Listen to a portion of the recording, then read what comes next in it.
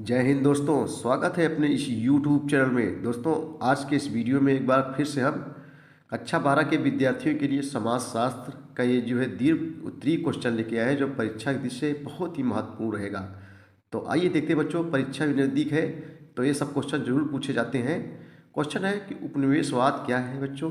उपनिवेशवाद आने के पश्चात भारतीय अर्थव्यवस्था जो है किन अर्थों में बदली है, विस्तृत चर्चा कीजिए। जैसा कि नाम रहा है उपनिवेशवाद, तो बच्चों आइए उत्तर हम लोग देखेंगे। बहुत सरल है।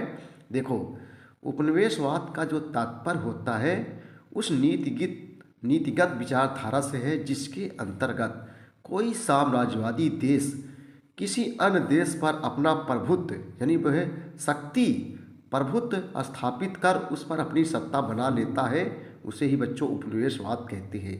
यानी एक देश दूसरे देश पर कब्जा कर लेता है, अपनी शक्ति बढ़ा लेता है, प्रभुत्व स्थापित कर लेता है, तो उसे हम लोग क्या कहते हैं, उपनिवेशवाद कहते हैं।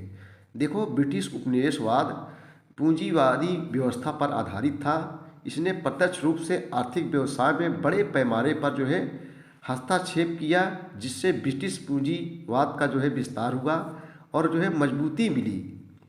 उसने जो है कृषिगत भूमि के नियमों में भी परिवर्तन किया, जो इस प्रकार है। इसने जो है यह निर्धारित किया कि किस फसल का उत्पादन किया जाए और जो है किसका नहीं किया जाए। नंबर 2, इसने जो है वस्तुओं के उत्पादन और उनके वितरण प्रणाली में बदलाव किया। नंबर 3, इसने जंगलों पर अधिकार करके पेड़ों की कटाई एवं बागानों में चाय की खेती का आरंभ किया। किसने कर रहे हैं बच्चों? अंग्रेज कर रहे हैं। अंग्रेज हमारे यानी भारत के ऊपर क्या किए थे? भारत को गुलाम बनाए थे, भारत की प्रभुत्व को जो है हासिल किए थे, यानी भारत पर प्रभुत्व किए थे। कौन? अंग्रेज। तो ये अंग्रेजों की ही बात हो रही है। इसने जंगलों पर अधिकार करके पेड़ों की कटाई एवं बागानों में चाय की खेती का आरंभ किया।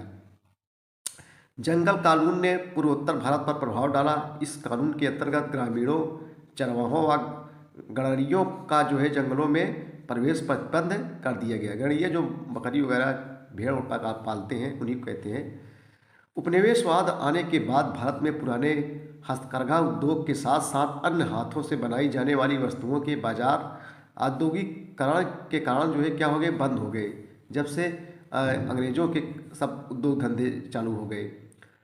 उपनिवेशवाद का हमारे राजनीतिक तथा सांस्कृतिक जीवन पर अत्यधिक प्रभाव पड़ा तथा इसने एक दूसरे के साथ मिलने का जो है भी काम किया। आधुनिक विचारधारा को अपनाने के कारण लोगों में जागरूकता बढ़ी तथा ब्रिटिश उपनिवेशवाद के विरुद्ध असंतोष और भी मुखर हुआ। उपनिवेशवाद के कारण भारतीय मध्यम वर्ग की जीवन शैली में भी परिवर्तन आया।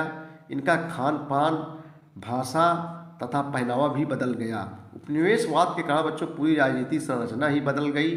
जैसे राजनीतिक पद्धति, शिक्षा पद्धति जो है, विधिक तथा संसदीय पद्धति, पुलिस, यातायात के नियम तथा जो है संविधान इत्यादि।